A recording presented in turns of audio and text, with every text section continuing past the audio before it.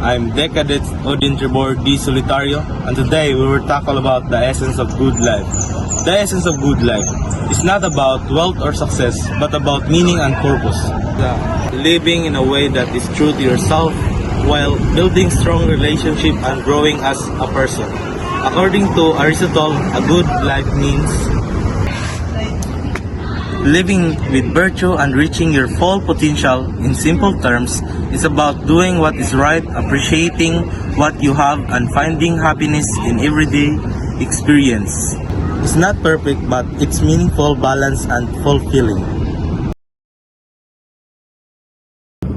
Cadet Ronito B. Villar Jr. and today we tackled about nanotechnology. So, nanotechnology is the science of working with extremely tiny particles called nanometers, which are 1 billionth of a meter. At this very small scale, materials can behave differently. They can become stronger, lighter, or more reactive. There are three types of nanotechnology. First is medicine, second is clothing, and third is batteries. Medicine. Nanotechnology is used to send medical directly to sick cells. Clothing. Some clothes are coated with nanomaterials. And then third, batteries. Nanotechnology improves battery materials.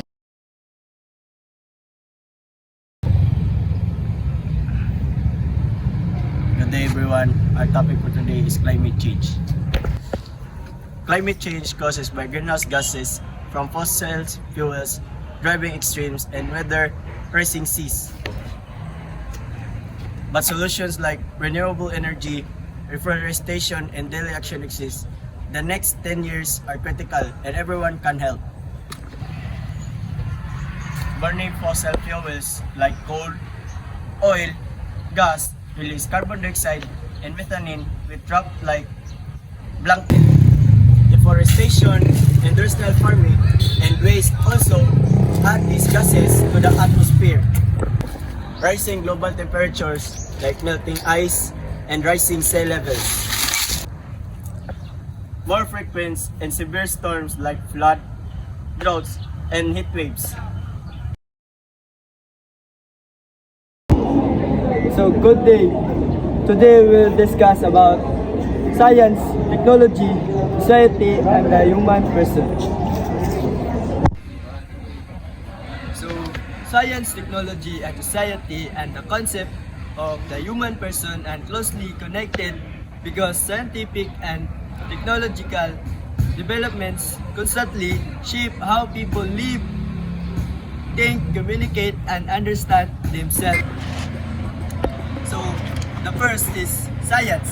Science is the organized pursuit of knowledge through observation, experimentation, and reasoning. It helps humans understand nature, health, the universe, and the life itself. So, for example, medical discoveries, space exploration, environmental research. So, technology.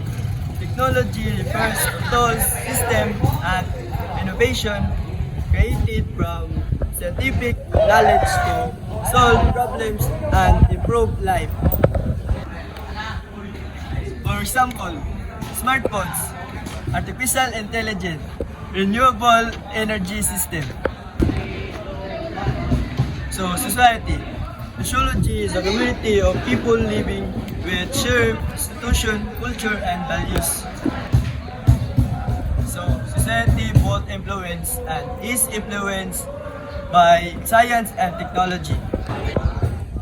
So, for example, social media changing communication, online education transforming learning, technology affecting jobs and economics. The human person. Philosophical anthropology focuses on human dignity, freedom, morality, and identity, and STS, the human person, is considered the center and purpose of scientific and technological progress. Good day everyone.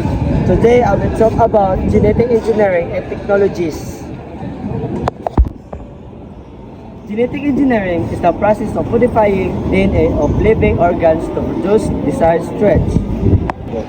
Scientists use technologies like CRISPR gene therapy and recombinant DNA to improve medicine, agriculture, and scientific research. PCR, polymerase chain reaction technique used to make millions of copies. DNA for research, medical testing, forensics. For example, CRISPR, a tool used to edit genes by cutting DNA in specific location. Genetically modified organisms. Plants or animals whose genes are changed to improve traits like speed, resistance, faster growth.